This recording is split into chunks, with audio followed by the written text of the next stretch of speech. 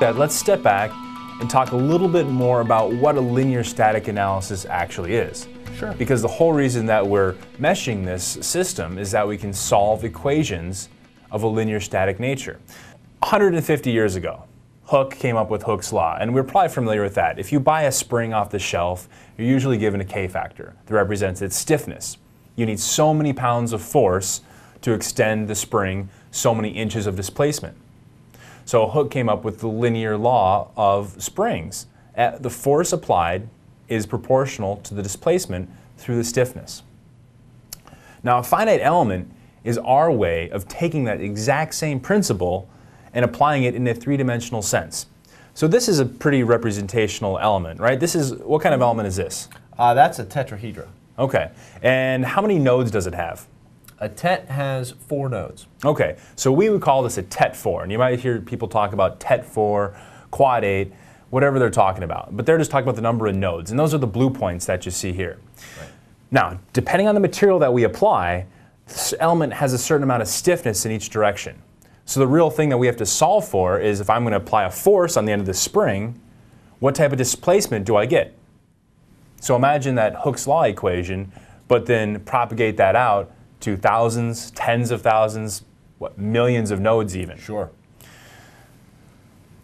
Really comes down to a problem of matrix math, because we're going to formulate the elastic equations into matrix notation, and then ultimately we don't have to solve it, right? That's exactly why we have multi-core processors. Like right. Today, we're running on Core i7s, and in fact, I have 8 cores running in my machine. And if we pull up Task Manager later, we'll see all 8 cores pumping away as this thing solves.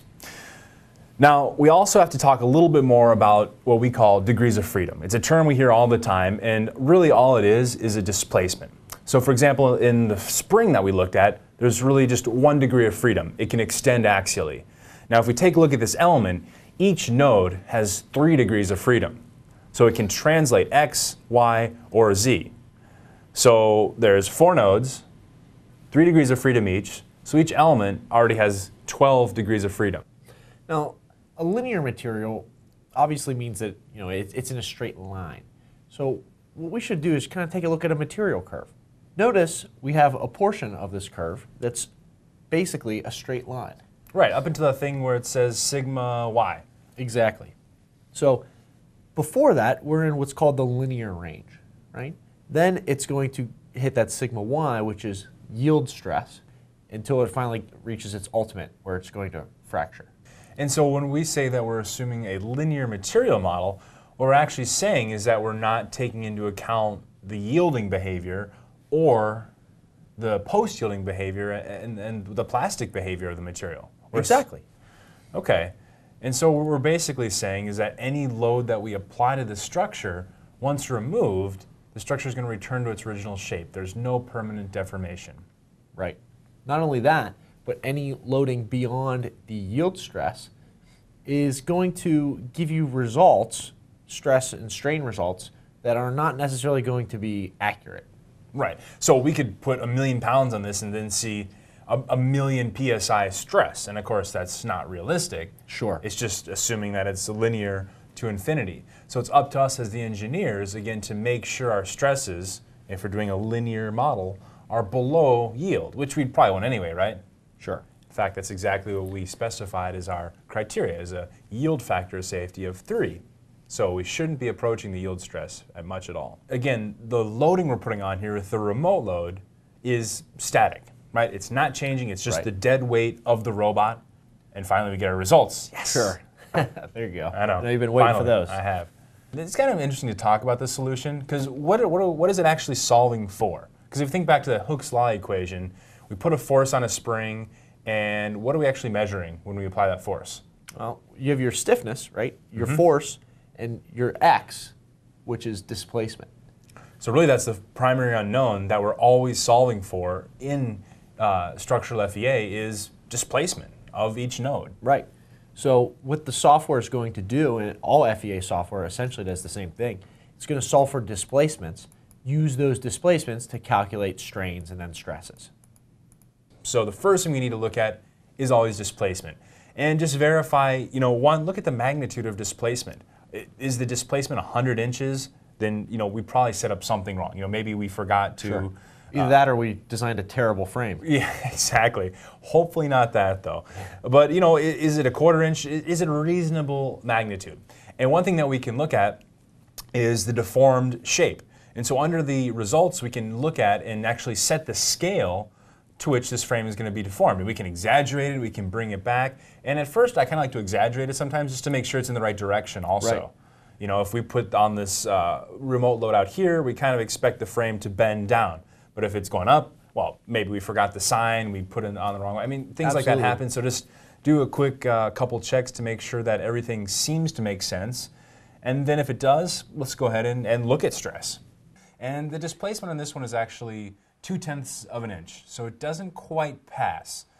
Let's flip over to stress. And if we look through the result options, there's several different types of stress. Dave, which one should I be looking at? Well, we talked a little bit earlier about for ductile materials, we probably want to use von Mises stress. Okay. Right? So that's going to give us kind of a representative stress, something more like a magnitude for stress values. So taking a look at the von Mises stress, it seems within limits. And you can see that it's clipped at the maximum of 36,000, which is just under a factor of safety of 2, right? If my yield strength is 70,000. So it doesn't pass, but we have to zoom in and investigate exactly what's happening. So if I zoom in, we see that this hot spot is right at the base where we applied that fixed boundary condition.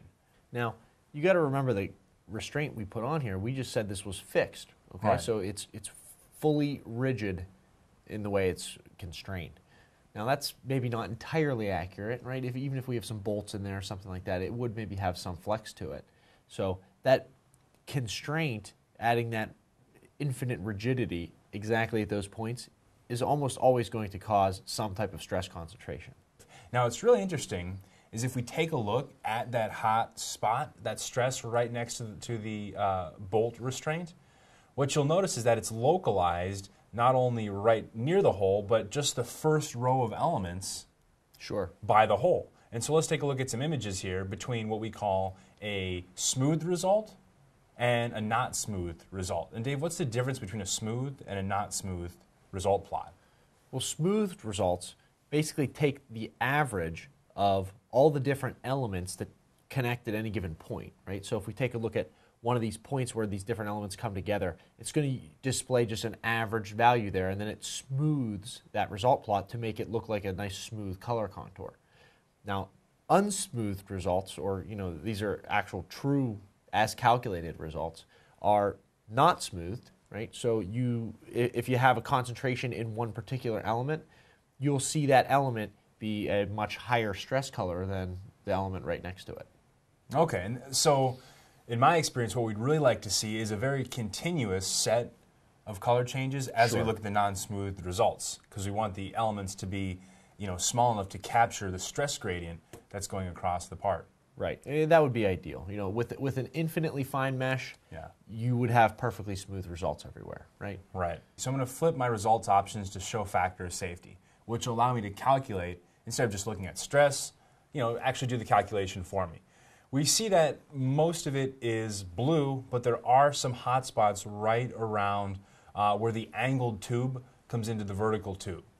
Let's take the information that we got from our first result, where the hot spots are, go back to Inventor, and sketch up a little bit of a redesign. So what I'm going to do is throw in a little square piece of frame towards the bottom to try and alleviate some of that bending stress. So right away, simulation gave me feedback as to where I need to add material to try and alleviate where that stress is going to be.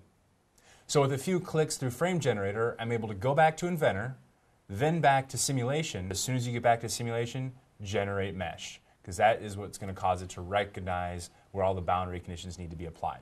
So again, rule of thumb, always hit Generate Mesh first when you open the model. Mesh first.